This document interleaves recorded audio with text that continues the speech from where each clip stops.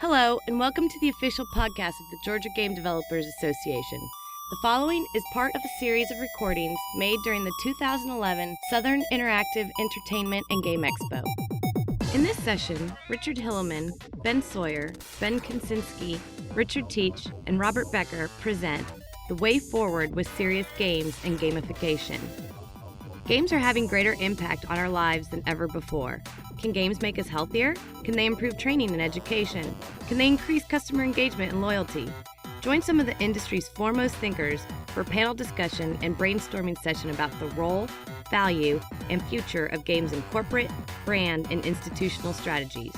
The Georgia Game Developers Association now presents our panel.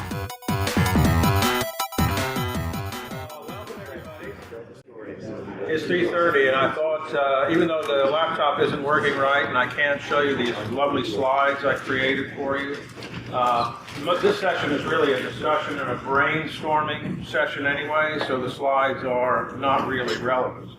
So we'll just start without them. The slides did have an introduction of all the speakers, though, so I wasn't going to ask them to say who they were.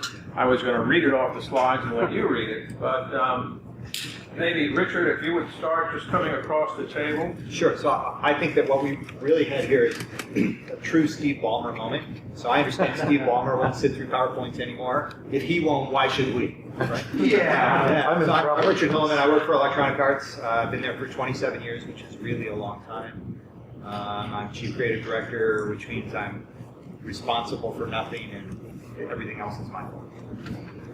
I'm Benn Sawyer. I started the Serious Games Initiative in 2001 in Washington, D.C. I run a private consulting firm out of Freeport, Maine, and we work with companies and organizations outside of the games industry to figure out how to take advantage of the games industry for their specific goals and missions. And I also run the Games for Health project, which specifically looks at the opportunities to use them in health and healthcare.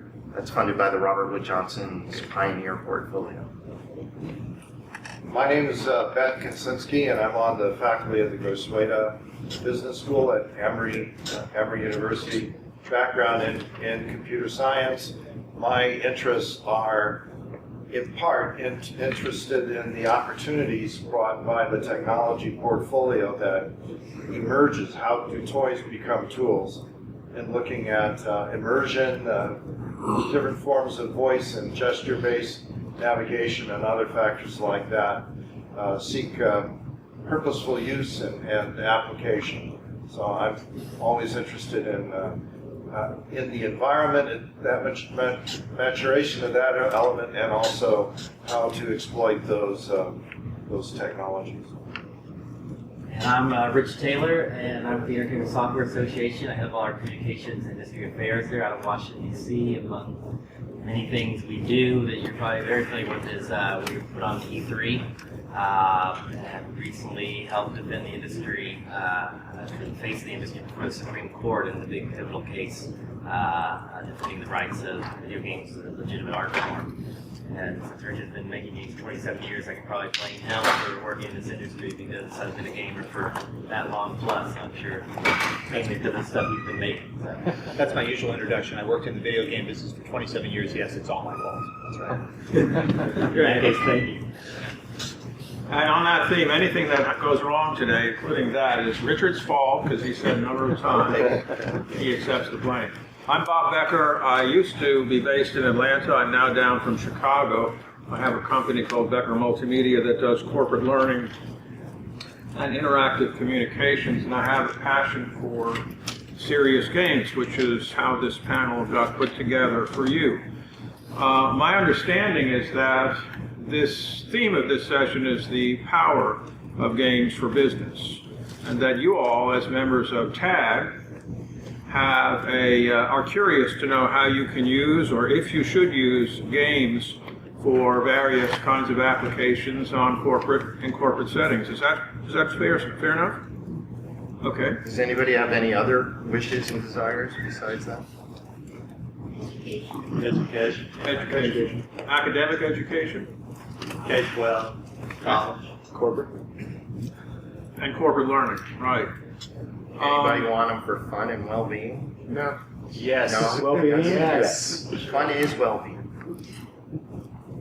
Well, I'm going to sort of establish a sort of basic theme for the discussion and then really turn it over to the experts.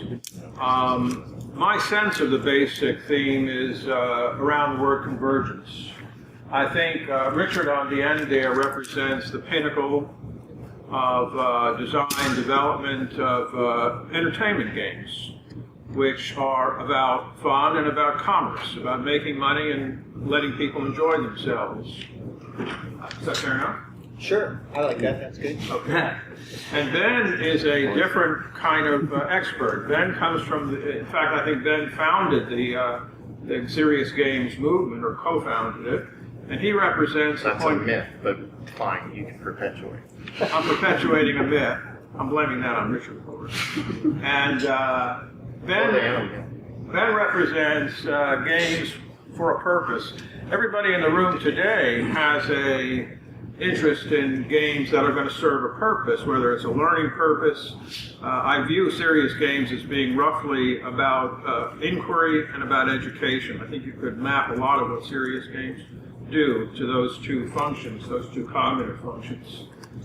And Ben is in an academic environment where games are used to specifically games related to simulation, or that embody simulation, that teach people and develop their skills along constructivist principles, I would say, for the most part. And Richard I don't know very well. In fact, I met him like 5 minutes ago. But you're an entertainment software association. So I'm going to say Richard, based upon that title, is much more on the other Richard side of the fence. Now, the reason why I said I thought the theme for this discussion could be convergence is because for every user, for every successful application that people in Benn's world or my world work on, there are thousands of users that are flocking to games in the Richard's world. Okay, that's my assumption. They can dispute that, but I think that the large-scale popularity and acceptance for gaming and the excitement that it generates has to do with gaming as a venue or as a platform for entertainment. If serious games can continue to grow and can converge and develop more of the properties of an entertainment title or an entertainment type of game, I think then you will have a coming together of these two worlds that more than that exists today, and a much more robust argument for mounting education or training or other forms of serious games in corporations or academic institutions. So really my point, and I'm going to stop now, is about whether there should be, whether there is already, a convergence driven by all sorts of things of serious gaming and entertainment-style gaming to a point where people like yourselves can be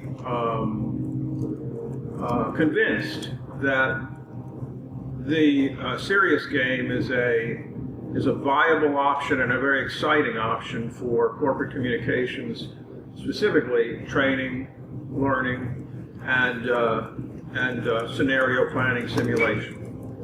I'm going to try to leave it at that and ask you to, anyone want to start with a comment, or should I? Just the one comment, I don't know what an unserious game is. Because in many ways, related to those cognitive skills, and intrinsic learning capabilities in there, skill attainment, skill exercise, skill development, that's always been a part of it. We haven't channeled it. We haven't elected to use it in so many ways. So a part of that is that blurring is, we've had the ruby slippers all along, we just haven't took them together. Can I say this differently? Right? All games are serious, right? We're humans. We want to be entertained. Storytelling, entertainment, experiences are part of being human, okay? So my philosophy is we've already figured out how to do that really, really well with games, and we continue to figure that out really, really well. Entertainment is, in my mind, in general, a solved problem, right? If you don't think it's a solved problem, then go talk to a television executive, because their ratings must be doing phenomenal, okay? The issue is can we use it for all these other problems that we experience and want to solve as humans? And I think the answer has been for a long, long time is yes. The question is whether or not we can do it consistently. And the only difference between doing it consistently and not doing it, let me say it this way, doing it as consistently as the video game industry does it for their particular topic, entertainment, which is not very good, right? Like they're consistent because they do so much of it. And there's more people do it really, really well.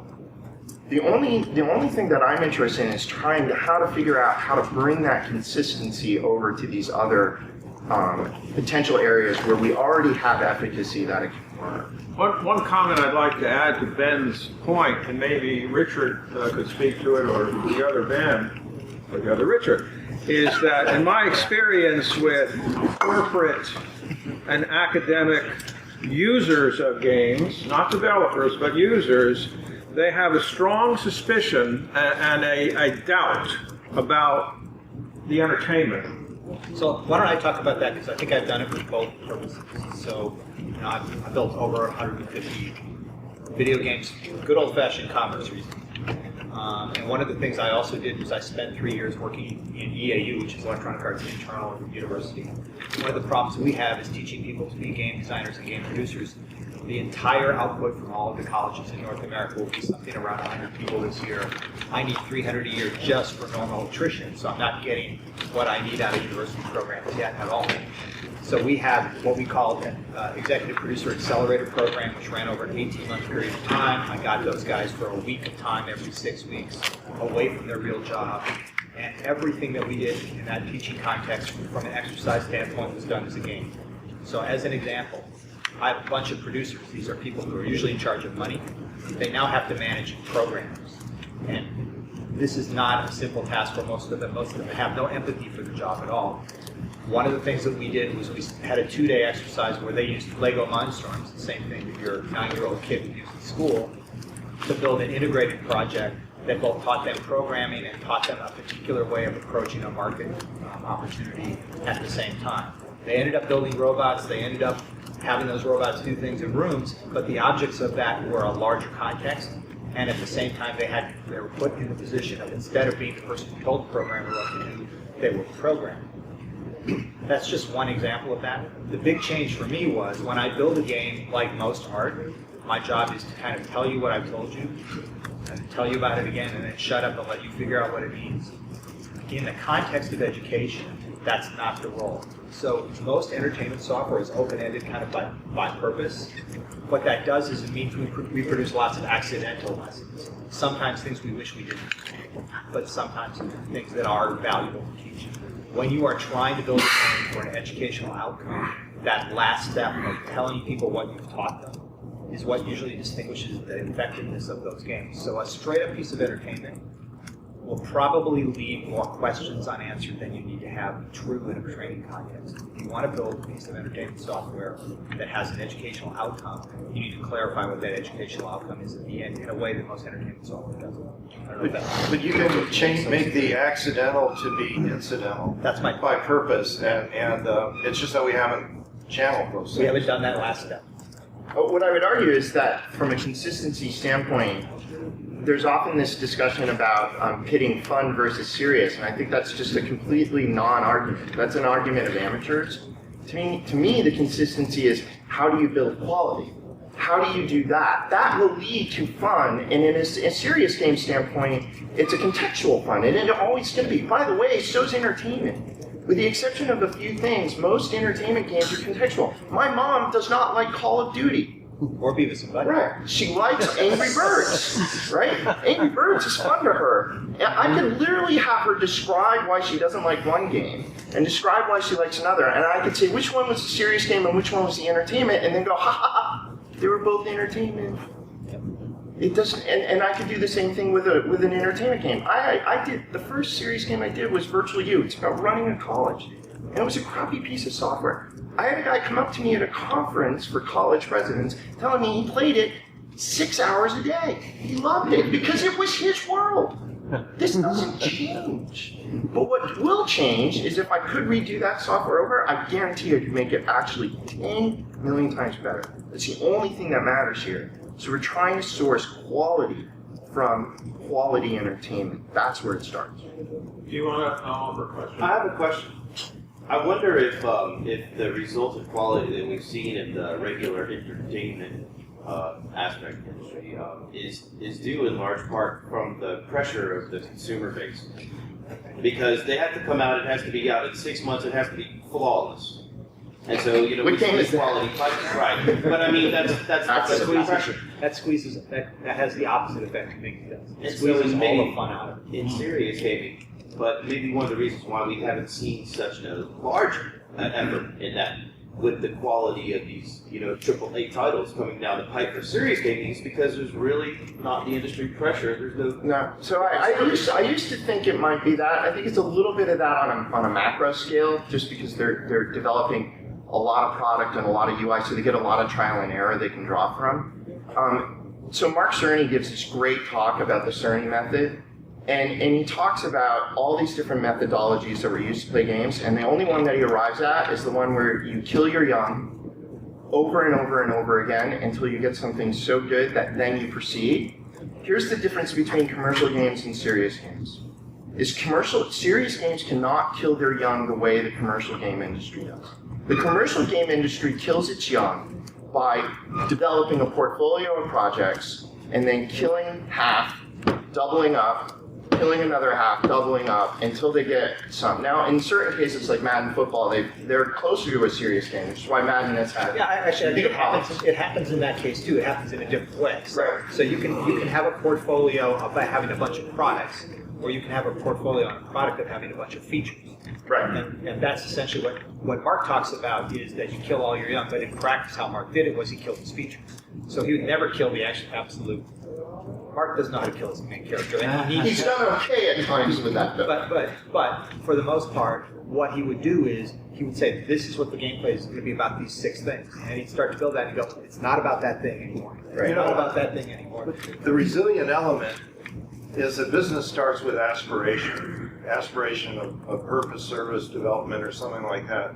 And so your focus is the maintenance of that aspiration, the alignment. It's not promoting an artifact. We focus too much on the artifact of the game, and the games can be thrown away as long as you maintain. But a lot of serious games are. Sometimes, I mean, as someone who has basically been contributing pounding serious games, I think the fact that label now haunts sometimes. I think people. It steers people into a different mindset where they realize it got us to where we are now, which was from 0 to 60, but then it's changing and filtering into other things, which is what it should do.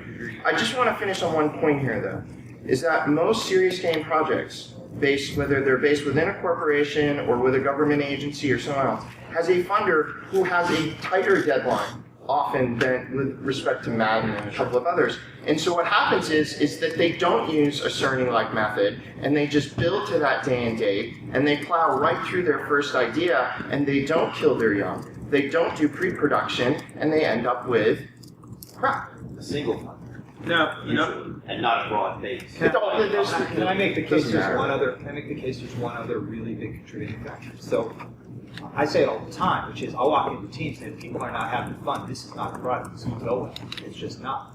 Basically what happens is these are made by people, and people put fun into those games, and they can only put fun that they have. In passion. And so the real problem, I think, unfortunately, in our space so far, is that nobody gets up in the morning and wants to do that. That's not a fantasy job. So nobody yet says, I want to build the world's great, meaningful game. That doesn't mean that won't happen, but it hasn't happened yet. The training context, the place that we get most of our designers today are people who grew up wanting to be in motor, not wanting to do this. I will say this, So though, that will come over time. Starting the project we're working on now. Because the people who bring the impetus for starting the game, in the case of this HIV game that we're working on with the Yale School of Medicine, she is so passionate. But We have not written one line of code. We've been working on this game for a year. We've had really passionate game people, Robin Hunnicky, Noah Falstein, myself, Jesse Shell's firm is now developing it. That was after a rigorous RFP process.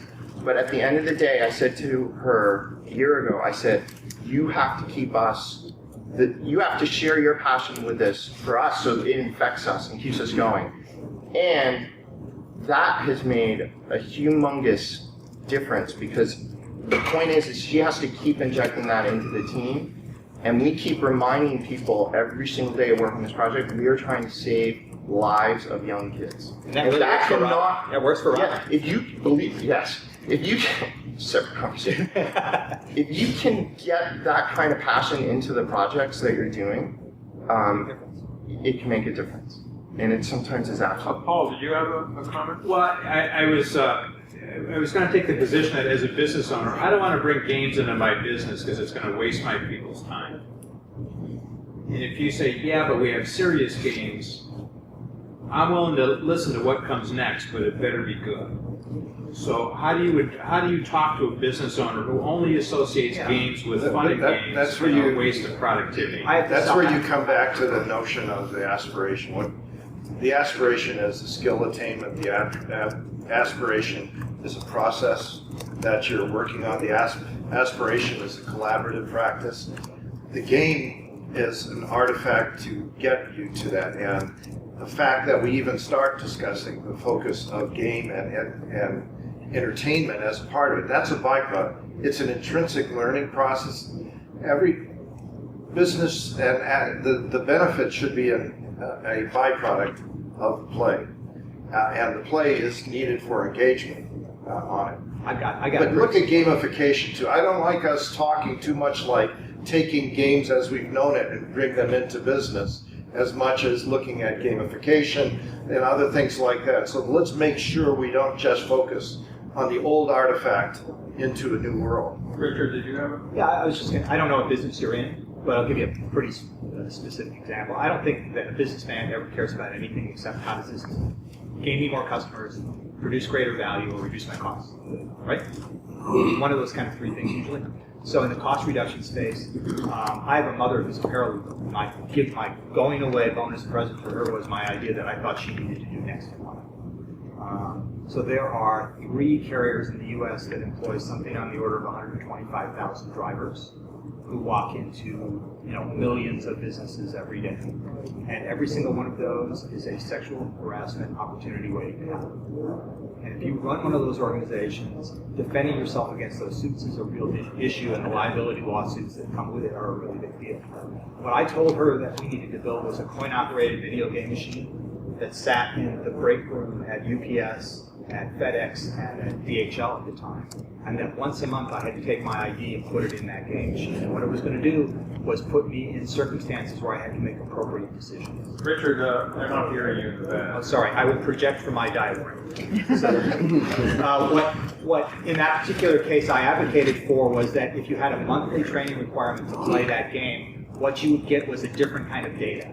So when that particular driver gets hauled into court, you don't just have a did he complete your training function data. What you have is, here's the training course that he took, and out of my 12,000 drivers, he currently is in the top 10% of those drivers at this game. Now I'm going to show you this game in court, and I'm going to show you how I've gone out of my way to show that this particular driver knows what the right processes are, not just by some class that he sat in, but by constantly reinforcing that behavior. I believe that I win you lawsuits. I believe I win you a lot of lawsuits. And I believe that that reduces your cost of insurance, and that's a direct return on investment. That's how I think you're going to care about it. Also, I'd add that there's also an interesting point in sort of culturally where we have the generational thing. Yep. Workers themselves, leaders of businesses themselves, increasingly are more familiar with this media. Generally, they've grown up playing the game. Yep. They're familiar with them. So I think there may be increasing receptivity to even the concept of interactive teaching and entertainment in the workplace, especially when you know yourself from your own experiences. I'm more interested if I'm engaged and interacting versus passively receiving something off chalkboard. It just stands to reason that this is going to be something that's going to increase. And I think there was a research recently. It's about 73% of business, according to KRC research, are starting to use interactive tools in Fortune 500 companies. 80% of the ones who aren't currently doing it plan to do it over the next few years. So the trend is right. People are getting it. I think if I could just interject, I think what Richard just said about engagement is a more familiar term to probably most of you than what Benn with the 2 N's said about aspiration. I think in corporate training or academic education, typically the word aspiration is reserved for the marketing department, for the branding department. My reference is to purpose, the management, the business side of it. Right, but what I wanted to point out was a commonality of concept here. I think most of you are more familiar with the goal of employee engagement and customer engagement. Is that a fair statement? Right? It's a goal of many HR departments. And I see a connection between Benn's comment about aspiration as a promoter of engagement, and I see engagement as really the sort of the secret sauce, because you can put the best training online there is, or the best game there is. The game is going to be engaging. Why? The training may not be. In fact, a lot of training is not engaging, and that's the way management prefers it to be. They just want it to be serious, but not in the sense that we're talking about today. Can I offer a couple of tactical things that have come out? Because I've probably dealt with more games in corporations than a lot of people. So a couple of really interesting little points that have emerged. One is that the majority of game design patterns do not fit work design patterns. And in fact, about 4 or 5 years ago, I showed a slide where I broke down every game into 1 of 4 patterns.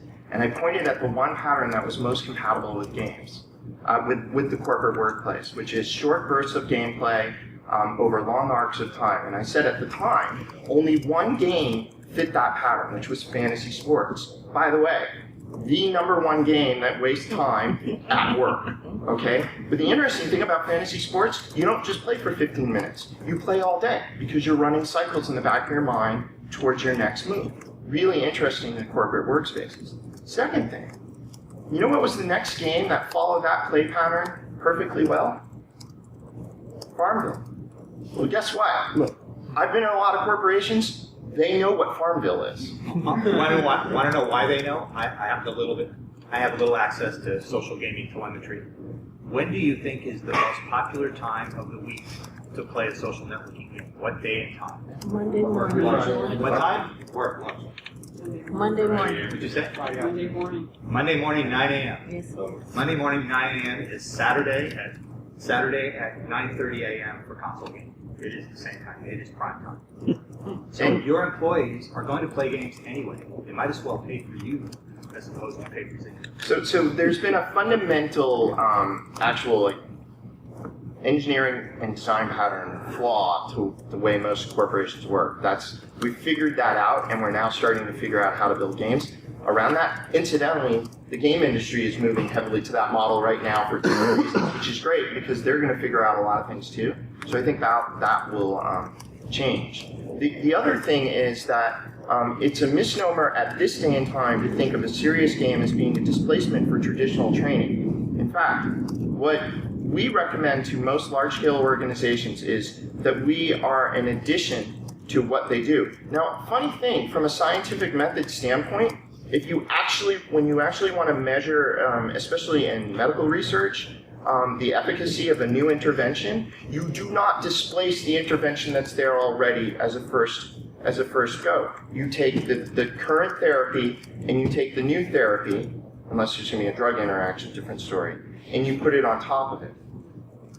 Then you see whether you get something better. Then you ask the question whether or not you can pull the other one out. But psychologically, for most workers, the problem is if you're going to roll out a new system and say, we're going to train you on this with a game, and that's different than every other way we've trained you before, you immediately create not just a problem because some people don't know how to engage technology or not, you create an excuse for someone to be pissed and blame the system. So don't do it. Now, unfortunately, that means you have to do this plus my cost. Harder sell, But companies are starting to wake up to that because they know that's the only way they can then eventually get to the point where they remove the other crutches. And this becomes the new crutch for whatever's next, brain implants or something. Are any companies of people here in the audience using games for any purpose right now? You are? Could you talk about that? Yeah, and actually, I wanted to make a sort of a comment and question. You were talking about people making serious games needing to interject their own fun passion into the game, and that directly relates to the quality of work. Within my own workplace, I develop military simulators that train soldiers. And a lot of times you train newer soldiers that are about to go to NTC or about to go to Afghanistan.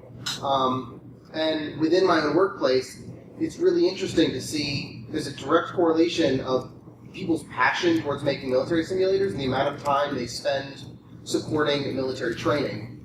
And the closer they are to the soldiers they're training, the more passion and work they put into the product. So do you think that maybe you finding people not wanting to get really excited and get up in the morning to make serious games is because they're too disconnected from the problem they're solving? You mean me? Well, I would think that's true of anything you do in life. So well, but with gaming in general, everyone likes fun. Everyone's connected to the game they're making because they want to make a fun game. Everyone likes fun, but not everyone has AIDS. Have you ever gone to GDC? No, I haven't. Okay, so in the hallways at GDC, you'll find people who are really happy about the time they spent on their game, and then you'll find everybody else. They both shipped products. I don't think this is... I think the problem with serious games is that often the talent engaged is not first queried to see if they can find, if they are a passionate group of people. I also would say almost every game developer I've met who's worth their salt is a complete and total nerd of the best kind. They're into everything if they can motivate. And once they get that, it's like a fish being hooked. Once they're hooked, they're into it. I get emails from Shell Games at like 2 a.m. in the morning where she's been sitting up all night reading like magazine articles about teenage brains and all this. I mean, she's hooked. We're off and running. Well, I think the two people you've got, I know Robin, Lord knows I've known Noah for 25 years. Both Robin and Noah are really different creatures. Robin is very much a passion-driven designer. If you do not engage Robin's passion, you get nothing out. That's not a knock of her, that's just who she is. Richard, Noah Falstein is professional game designer du jour. That's what, professional game designer is what's on the card. He did board games for Milton Bradley, he's done coin-op games, he's done video games on every platform under the sun. For him, it is something that he takes intense pleasure at how good he is at it.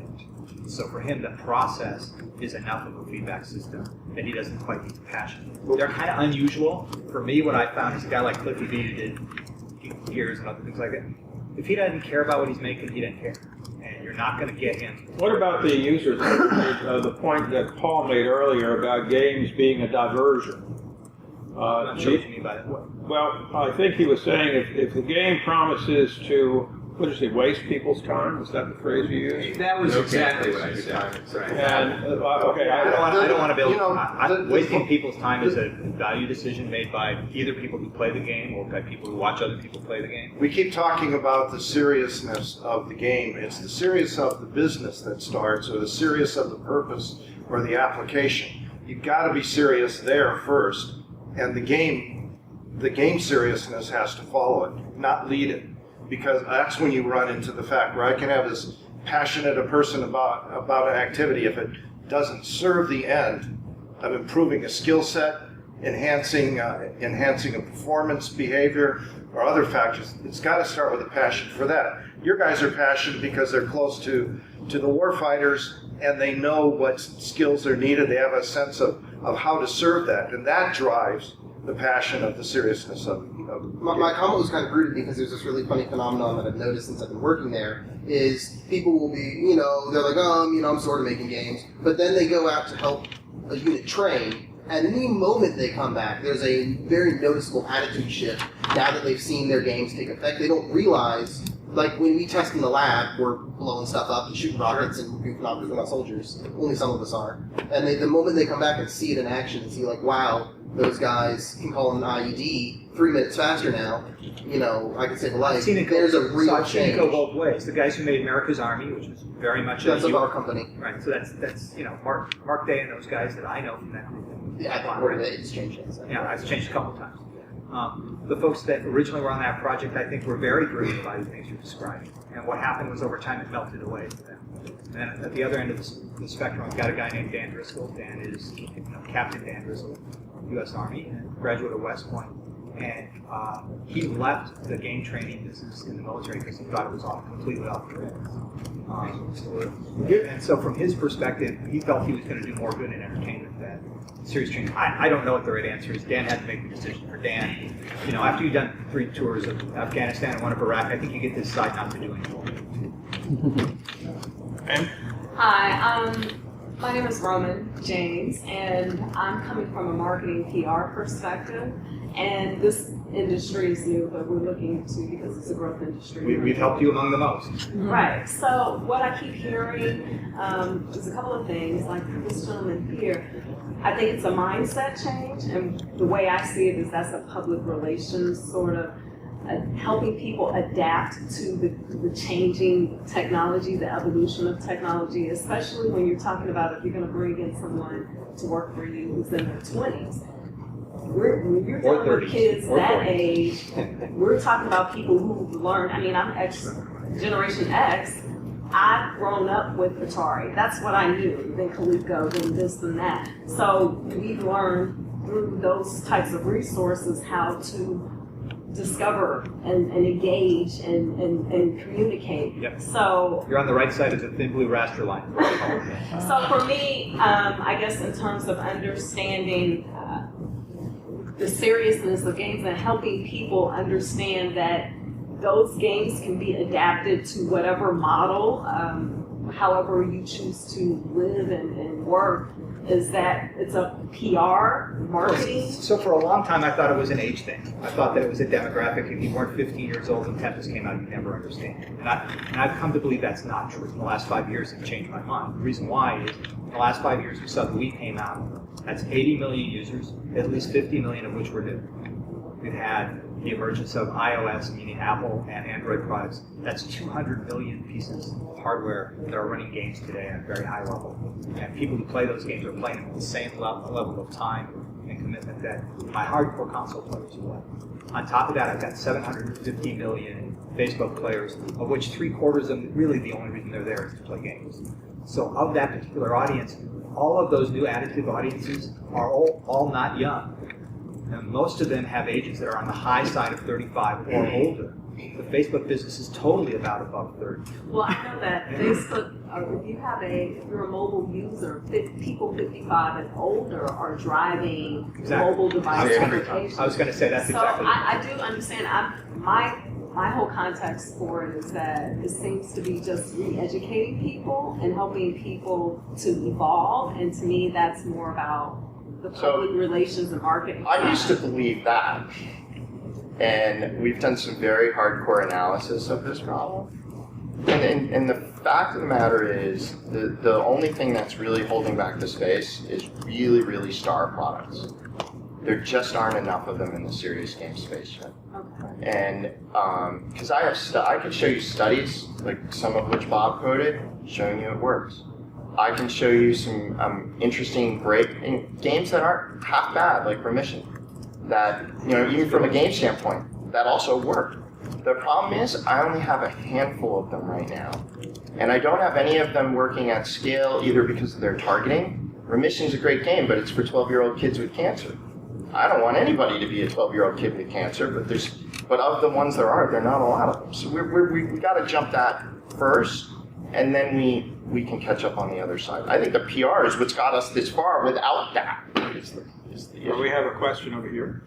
Comment and question. The game industry has basically put billions of dollars into building a technology stack that probably wouldn't have existed otherwise, from GPUs to text-to-speech, voice recognition, visualization, whatever.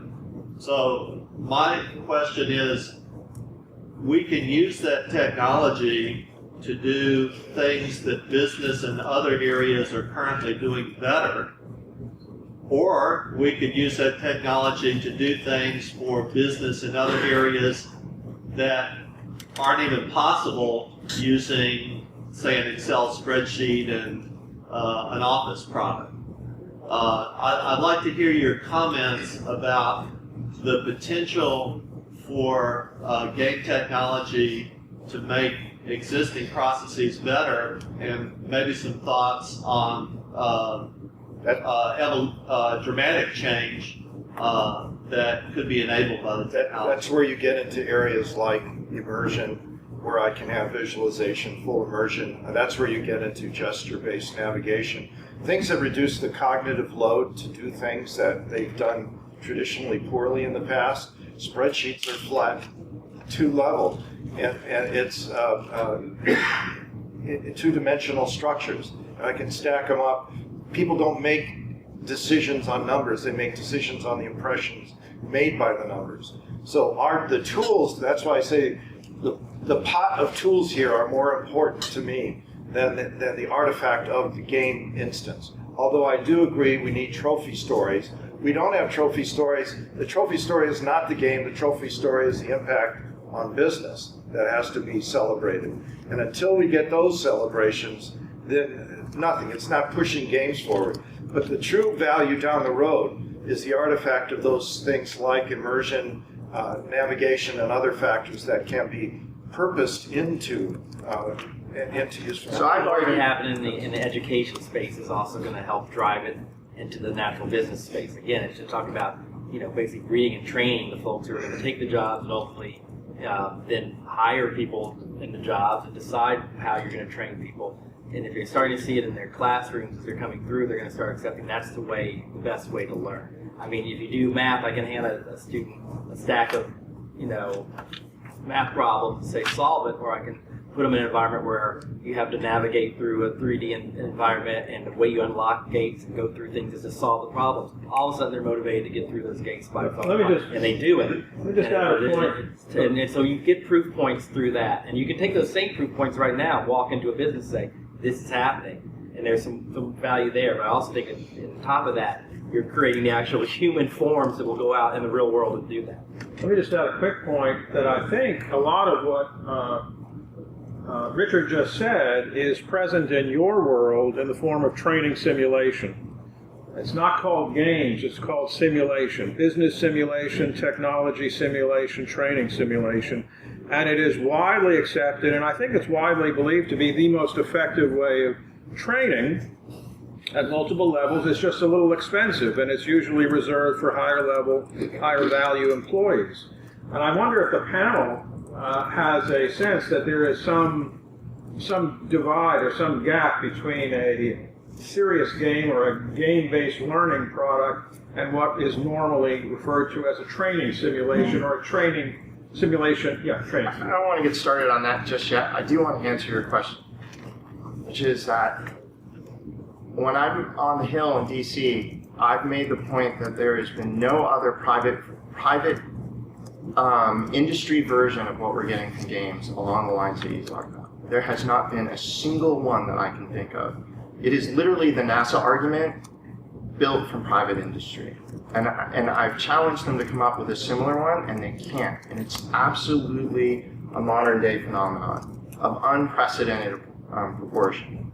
I would tell you that when you use the word potential, I would get rid of it. It's already happening. GE has people who have looked at GPU systems as well as code and DirectX and things that are even closer than GPUs to the game industry, and use that to redo MRI and radiology systems. There's a guy who's used Xboxes to figure out new ways of detecting heart defects. I mean, this is already going on. That is a macro argument, unfortunately, that works great in Washington a little bit. Doesn't work too great at the business level because it's a different kind of disconnect. But I would tell you, if someone can find me a similar version of that, I don't think it exists. I think it's an incredible public policy argument worth making. And I just don't want to let that go on. I'm going to try and web what you said and what he said into one answer. So watch this type. Right. All right. So number one is I think that people think about video games a lot because of the word video. So I think if you take that word out, you start to think about some other parts of what we do. Let me give you a good example.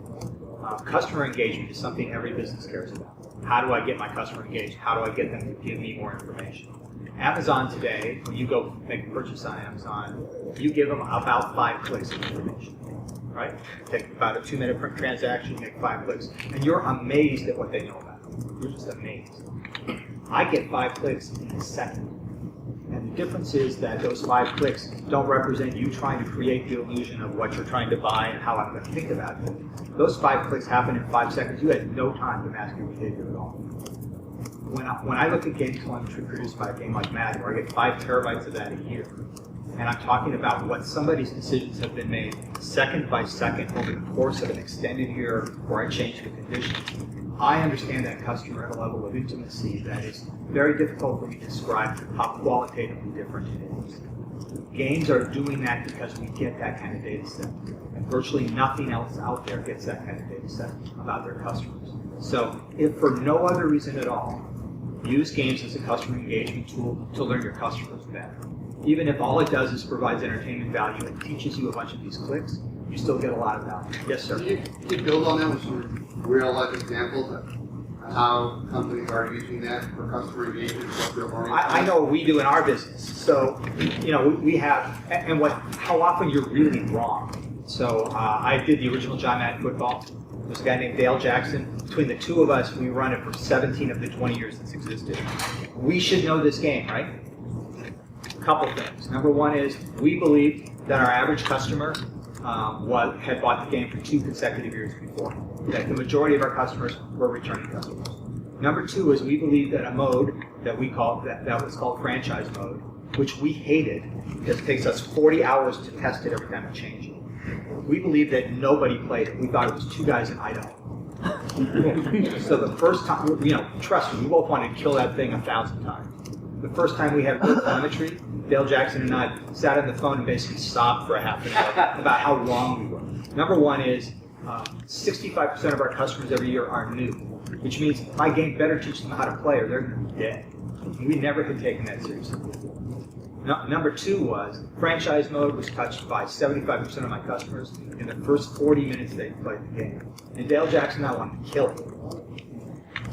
That's just my little world and a very direct impact. What we also learned is I got 4 different kinds of customers who play the game in 4 different ways, and I had always thought I had one.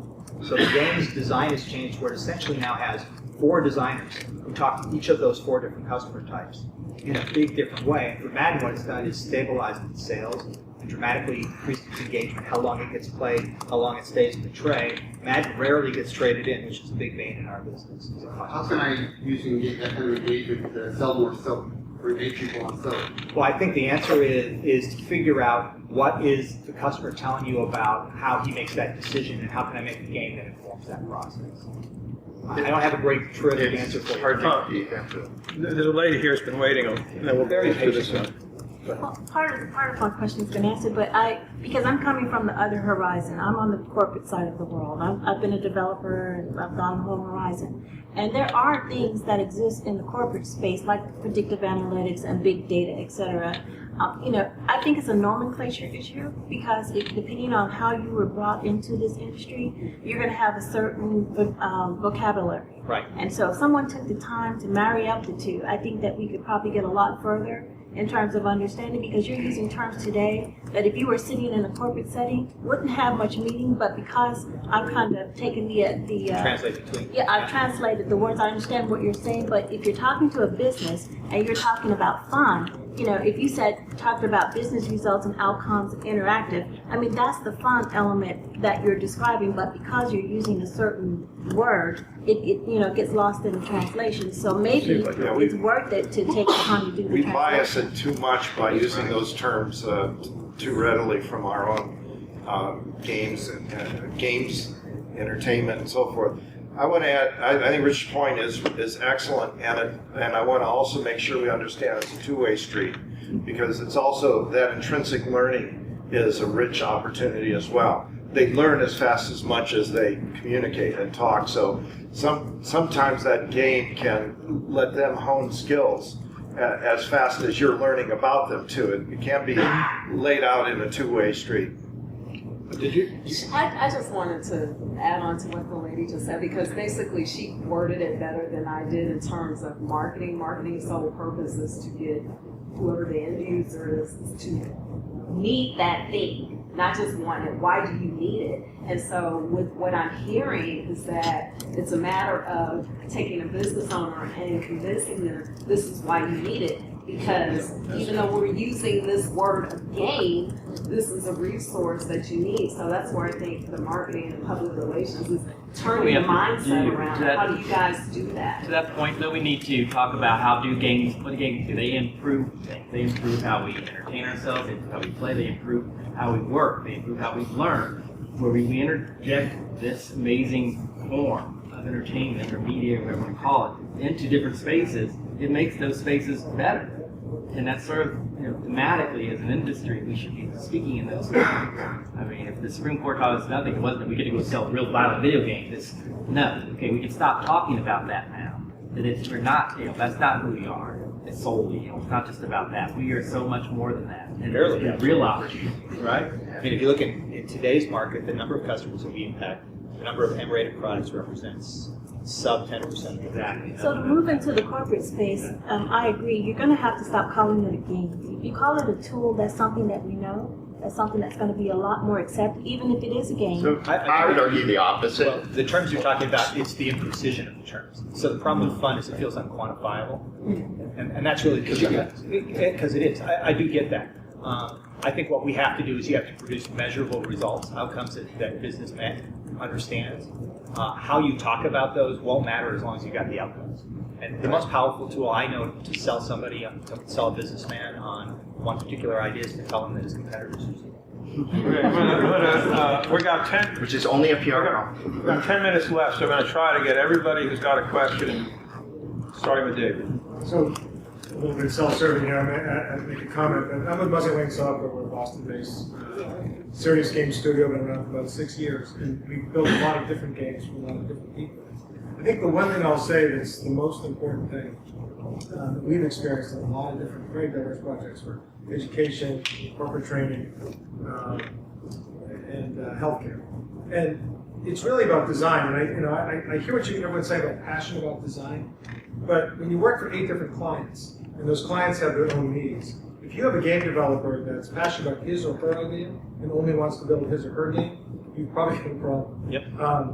I think our game design team is really adept at listening to what the client wants. And if it's driving business results, if it's driving educational results, if it's driving foreign language learning, then the core expertise that we really have besides development is in figuring out what the client wants and translating that learning objective. We usually do education goals.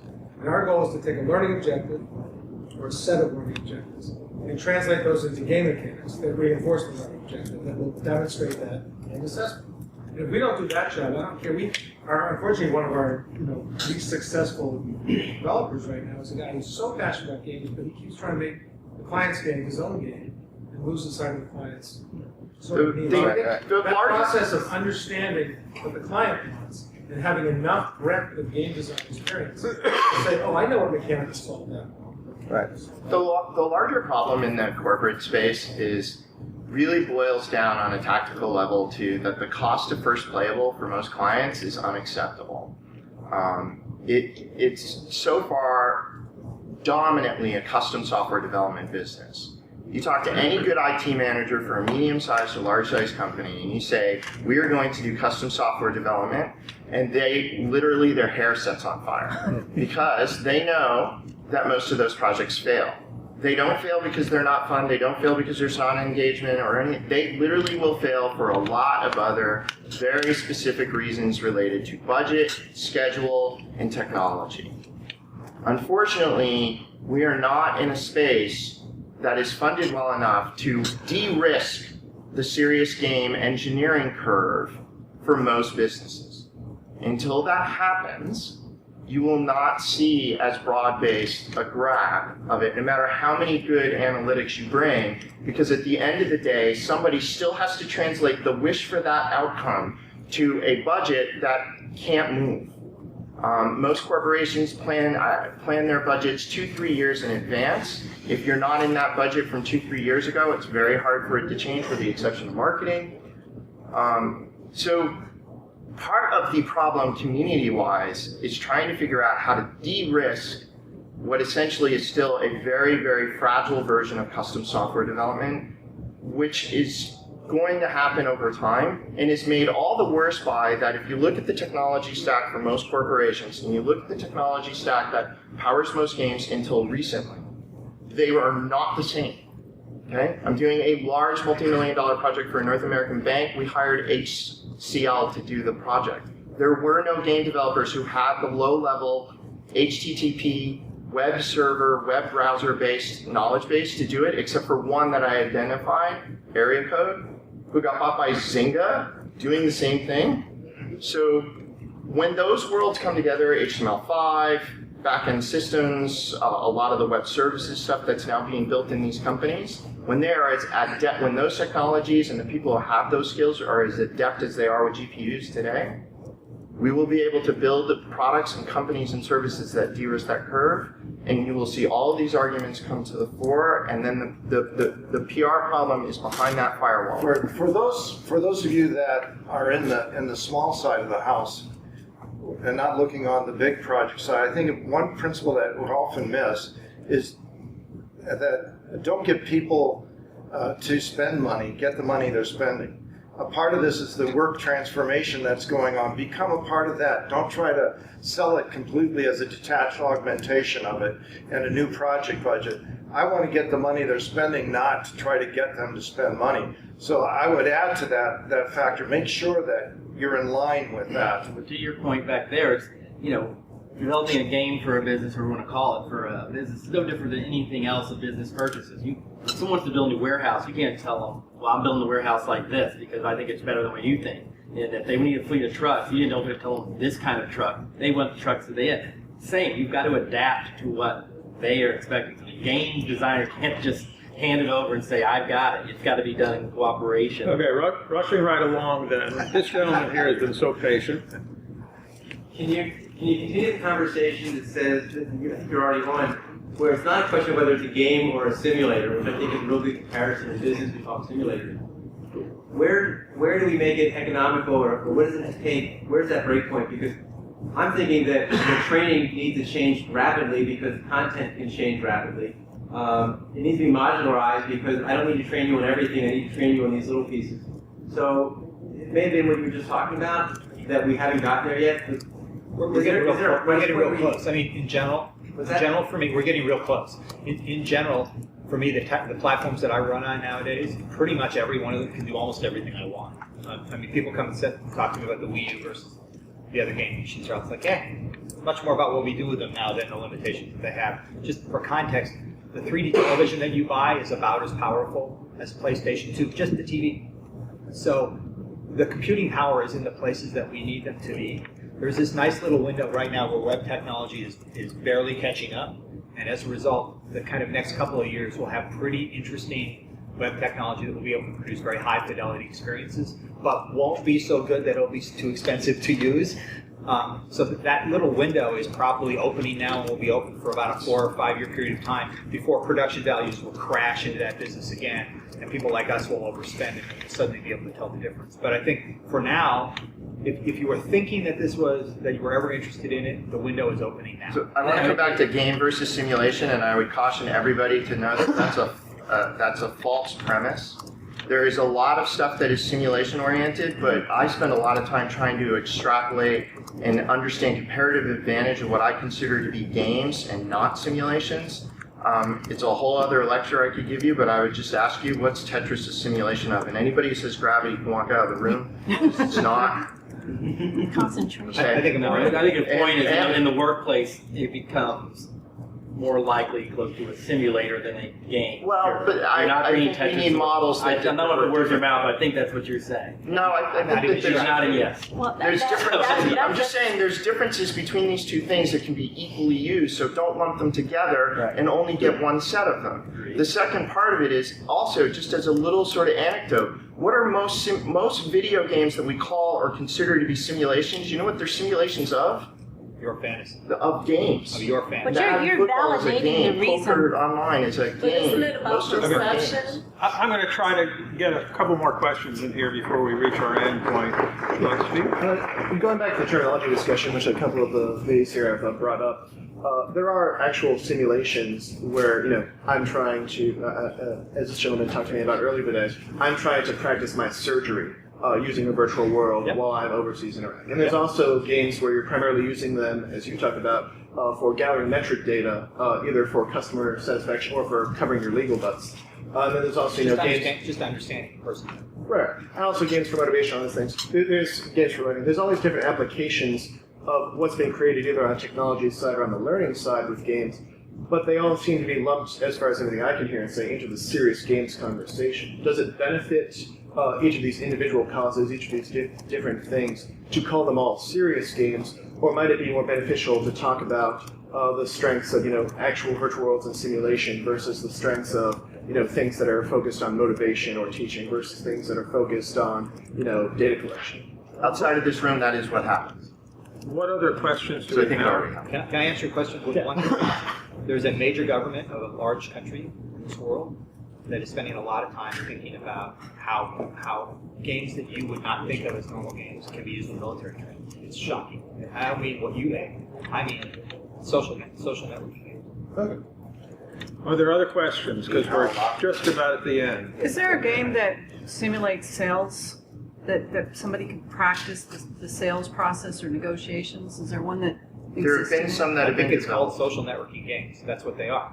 What you're fundamentally doing is convincing other people to help you. So fundamentally, the sales process is essentially that kind of a conversation. It's about building a relationship that then produces some reciprocal value. That's where tools like Seriosity come into play and others where that's more of a gamification of work patterns where I create other engagement into it. There are tools like that, not just simulation. If you want a great model for solution selling, which is a totally different process, absolutely, that still requires what you talked about, but it requires a totally different way of thinking. That is what I mean by not doing a simulation. A simulation would be about engaging with someone. But solution-based selling is about an abstracted problem model. And doing that, look at Magic the Gathering. That is like a solution selling design pattern waiting to be optimized. No one's done it yet. So someday somebody will. Well, it is, let me say this. It's at the end of our time. We started on time. We should end on time. I want to remind everybody here that you are invited to stay. I think the GGDA invited you to stay. Richard on the end is giving a keynote in half an hour. And you're already tired of it. and Ben, next to Richard, is giving a keynote tomorrow. And on the end is not speaking again at the conference. But all four people and myself, I'm giving a session on Sunday morning at 10. And all five of us are around, at least for a time. So if you want to continue the conversation or ask questions, but be considerate of Richard because he does have a date in half an hour. Thank you so much for coming.